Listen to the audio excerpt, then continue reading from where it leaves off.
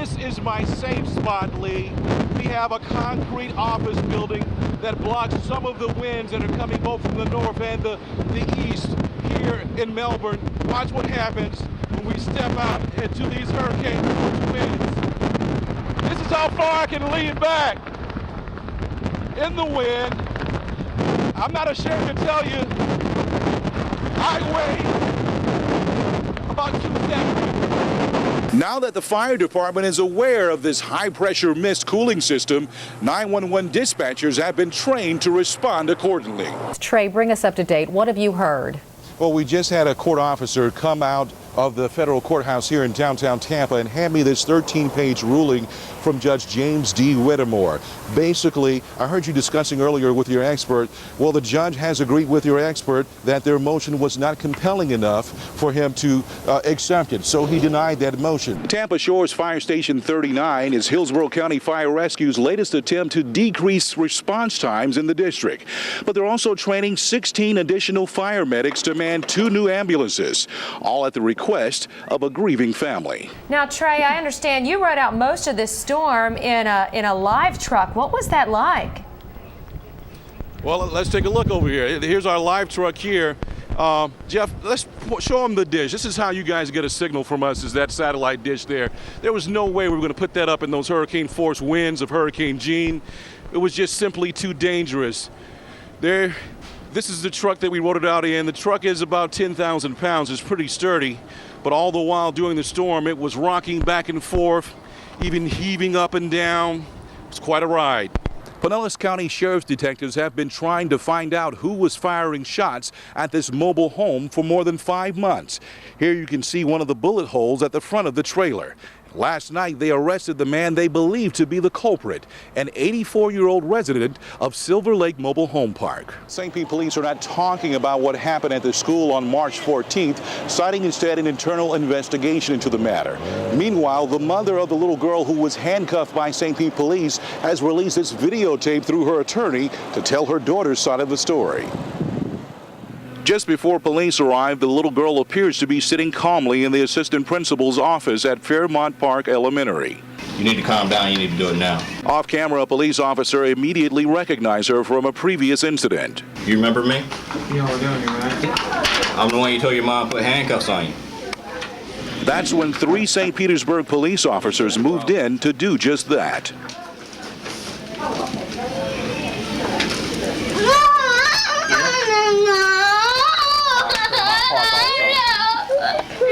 Hold her hands together.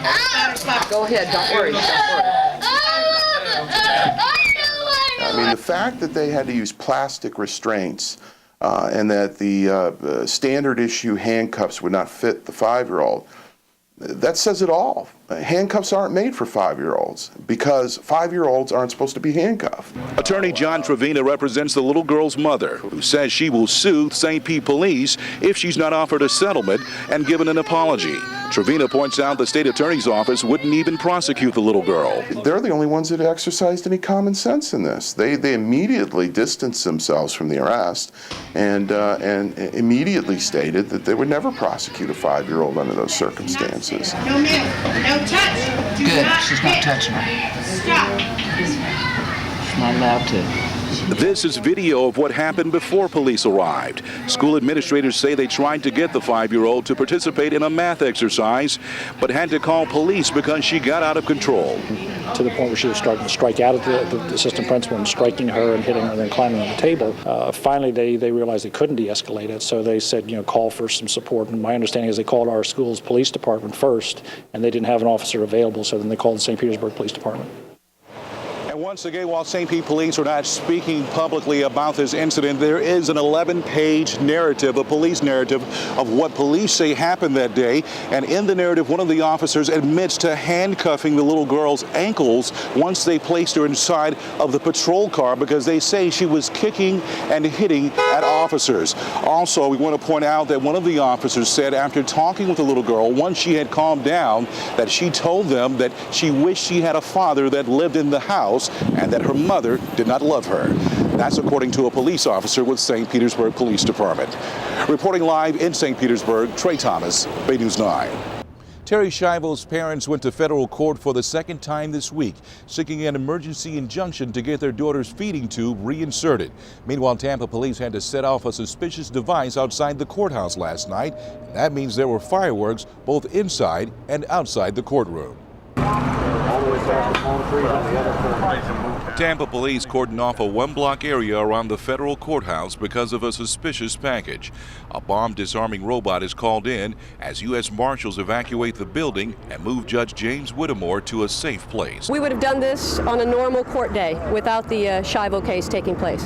This is just our protocol. The package turns out to be a false alarm. But earlier inside Judge Whittemore's courtroom, attorney David Gibbs argues that Terri Schiavo's basic constitutional rights are being violated. Should people be given food and water, or is that cruel and unusual? Do people have a fundamental right to life in America? Can we just end people's life without making absolutely certain that we're doing the right thing? Gibbs says Terri is being denied her 14th Amendment rights, and Congress intended for him to have 30 days to interpret the law it passed last weekend.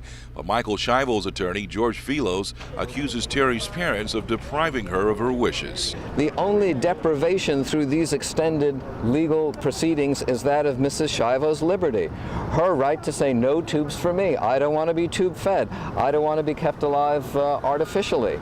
The Schindlers were also seeking a new trial for Terri based upon an affidavit by that Jacksonville neurologist.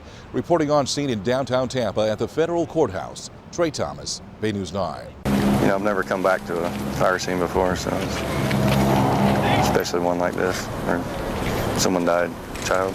Tampa firefighter Mark Neal embraces the grieving father of Gavin Rosado. Something else clicks in when you know it's a child that's in that type of danger. Gavin is a 3-year-old boy who died in a fire Tuesday night at Britt's Mobile Home Park on Hillsborough Avenue. I searched the bottom bunk and didn't find anything. I then searched the top bunk and found the child and passed him through the window. Thank you. You know, thank you for saving one of my babies. We can't win them all, I guess. Neil did everything he could to save young Gavin, but was only able to rescue his 1-year-old brother, Sebastian. I was going to try to go back in for a second search, but we didn't have hose line stretched yet. We had no water on the fire, and by that time it had gotten too hot. I could feel my ears burning really bad. But the boy's father is just thankful that Neil was able to save at least one of his young sons. They did their job. They got one of my babies out. They tried to get the other one out. We need more people like that in this world. I'm told that Sebastian Rosado, the 1-year-old who did survive the fatal fire, is in critical condition in the hospital. The Rosado family told investigators they were using candles last night as light to try and save money on their electric bill. They also told investigators that their smoke detector did not have any batteries installed in it. So the all-important lesson for all of us in this tragedy is to always remember to inspect our smoke detectors. Reporting on scene in Tampa, Trey Thomas, Bay News 9. 39-year-old Jeffrey Dampier operated a gourmet popcorn shop here in the Channelside district. But today, the Dampier family is in mourning, trying to understand how Jeff's own sister-in-law could do this. He was a great man, a good family man. A father speaks proudly of his oldest child and namesake. Jeffrey Dampier Jr. went to check on his sister-in-law at her Brandon apartment Tuesday night. But Hillsborough County Sheriff's detectives say 23-year-old Victoria Jackson and her live-in boyfriend Nathaniel Jackson met him with violence. He tried to help everyone. Now, that's his downfall, I think. If you call him in the middle of the night, he's going to come see about you, if he know you. Dampier Sr. says Victoria Jackson pulled a semi-automatic handgun on his son and forced him into his own GM conversion van. Investigators say Jackson and her boyfriend wanted money because they knew the 39-year-old won a $20 million Illinois lottery jackpot back in 1996. Money family members say he shared freely. That's why I can't understand. Why will you take his life? Because that's ass. Oh, come ask me. I would have given it to him, you know. Jeffrey's younger sister, Shanice, just can't understand how the sister of her brother's wife could kill him in cold blood.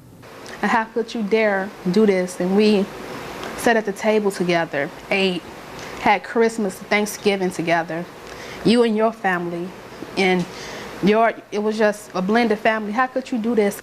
Meanwhile, the doors of Cassie's Gourmet Popcorn are closed in mourning. Jeff named the family business after his granddaughter. Heidi Nitzel operates a wine store next door and says Dampier will be sorely missed in the Channelside district, as the flowers outside his shop indicate. The hair on the back of your neck stands up and you just stand in disbelief. After a while and you have a chance to think about it, you think, why does this stuff happen to such nice people? Nice people indeed. Now, Jeff's father told me off camera that they've already forgiven Victoria and Nathaniel for what they allegedly did. He also told me that just before Victoria pulled the trigger, Jeffrey prayed for his sister-in-law. Reporting live in Tampa, Trey Thomas, Bay News 9.